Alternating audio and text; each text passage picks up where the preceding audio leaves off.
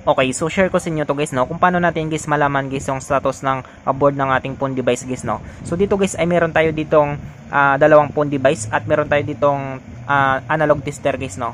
So dito guys sa dalawang phone device nito guys ay dadiagnose natin ito guys, no, kung meron siyang issue or damage guys sa kanyang board or meron siyang shorted guys sa kanyang board guys, no. Yan. So dadiagnose natin ito guys, no. So unahin natin ito guys yung merong takip nito. So ito guys yung Oppo A3s at ito guys yung Tecno guys. Yan. So alamin natin guys kung sino yung merong shorted sa board guys, no, or may sira guys sa board na ito guys sa dalawang ito guys. Yan. So unahin na siguro natin ito guys yung Oppo A3s na ito guys. Meron siyang takip kasi guys, no. Yan. So bubuksan natin ito guys. Alamin natin guys kung ano guys yung status ng board nito guys, no. So hindi kasi siya guys, no, hindi siya nag-on guys. Yan. So halimbawa guys ay hindi siya nag-on, yan. So ino-on natin, hindi siya mag-on guys, no.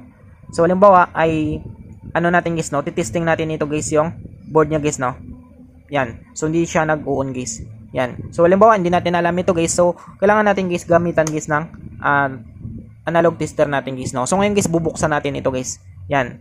So para mabuksan natin to guys, kung meron sa inyo guys SIM tray dito, so tanggalin nyo guys, no. So ito guys wala na siyang SIM tray guys.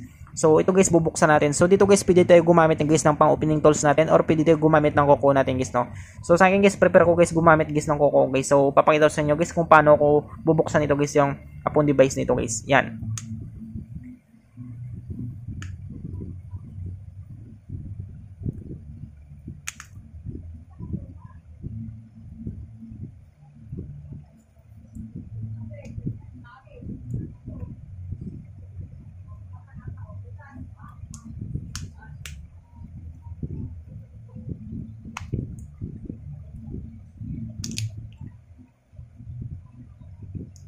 So yan siya guys, no. So nabuksan na natin guys. So dandan lang natin guys, no.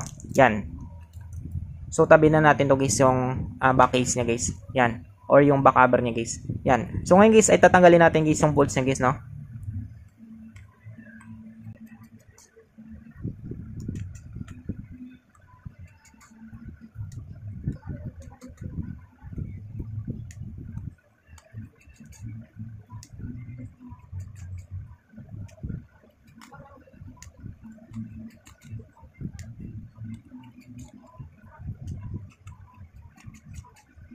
So yan siya guys, no. So ngayon guys natanggal na natin guys lahat guys ng bolts guys, no. So kailangan natin guys tanggalin guys yung bolts dito guys para ma-access natin guys yung board dito guys sa loob guys, no. So tanggalin natin ito guys. Yung cover ng board niya. Yan. So tabi lang natin yan. Tapos dito guys, no. So dito guys titest natin dito guys yung sa board niya guys. So para ma-test natin ito guys ay tanggalin natin ito guys yung flex nito. Yan. Yan. So tanggalin natin yan. So ngayon guys ay gagamitan natin siya guys ng ano guys, no, ng analog tester natin guys kung ano guys yung status ng board na ito guys. Kung bakit guys ay hindi siya nag-on guys, no. Yan. So dito guys ay gagamit lang tayo dito guys ng times 1. So ito muna guys gamitin natin guys, no. Times 1 150 mA with continuity guys, no. Yan. So check muna natin guys yung ano natin guys, no, yung analog tester natin guys. Yan. So, check natin kapag may palo. Yan. So, pumapalo guys. Ibig sabihin guys, goods yung analog tester natin guys. So, ngayon guys, ay magtitest na tayo dito guys sa kanyang board guys, no. Dito natin guys malaman guys kapag merong shorted guys or walang shorted guys sa board ng phone device natin guys. So, ngayon guys, ay ano tayo guys, no, sa positive at negative tayo sa negative guys. Yan. So, titest natin. Yan. So, kung makita nyo guys, merong palo guys yung positive sa positive tsaka sa negative guys, no. Yan. So ngayon guys ay babalik ta rin natin guys kapag papalo pa rin siya guys, no. So kapag papalo pa rin siya guys, ibig sabihin guys yung board nito guys ay merong shorted guys, no, or may tama ito guys yung board na ito guys. So dito naman tayo balik ta rin natin ito guys. So positive sa negative, so negative sa positive guys. Yan. So try natin guys, no. Yan. So kung makita nyo guys merong siyang palo guys, no, pumapalo pa rin siya guys. Yan. So parang full shorted dito guys yung board na ito guys. Yan. Kahit papakita ko sa inyo ulit guys, no. So positive sa positive. Yan, so may palo siya guys, no. So balik ta rin natin. Negative sa positive, positive sa negative. Yan, so meron pa rin siyang palo guys. Ibig sabihin guys yung board nito guys ay shorted guys, no, or full shorted dito guys yung board na ito guys. Yan, so ibig sabihin may damage ito guys. So ayusin pa natin ito guys. Yan, so ngayon guys itatabi muna natin ito. So sunod natin guys yung ititest guys yung Tecno na ito guys. So ito guys yung Tecno na ito, titest rin natin guys kung ano guys yung status guys ng board nito guys. Yan, so tanggalin natin guys yung flex nito. Tanggalin natin guys yung main flex. Yan, so titest natin ito guys no, kapag good board siya guys or meron siyang tama guys sa board niya guys no. Yan. So try natin, titest natin guys. So ano muna tayo guys no? So positive sa positive, tsaka negative tayo guys sa negative guys. Yan. So titest natin. Yan. So meron siyang follow guys no. So yan yung reading niya guys.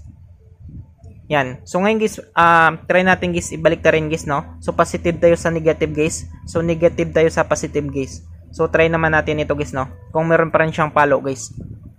So kapag hindi siya pumalo guys, ibig sabihin guys ay good board dito guys no.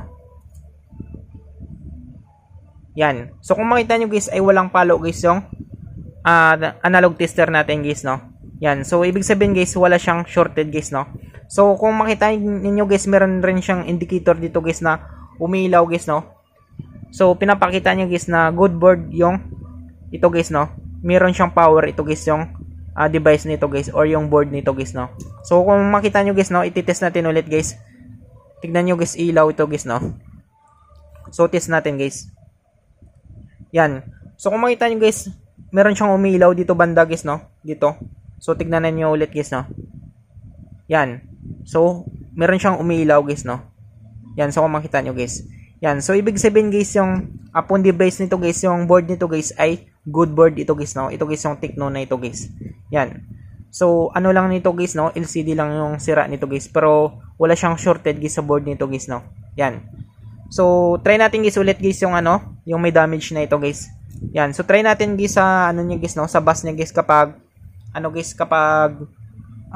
tutunog guys yung bus niya guys no. Yan. So tutunog yun siya guys no kapag may shorted guys. Yan. So kung makita naman nyo guys no, so tumutunog siya guys no. So balik ta rin natin guys. So positive sa positive, negative sa negative tayo guys.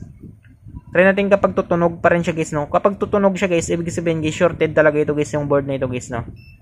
Yan.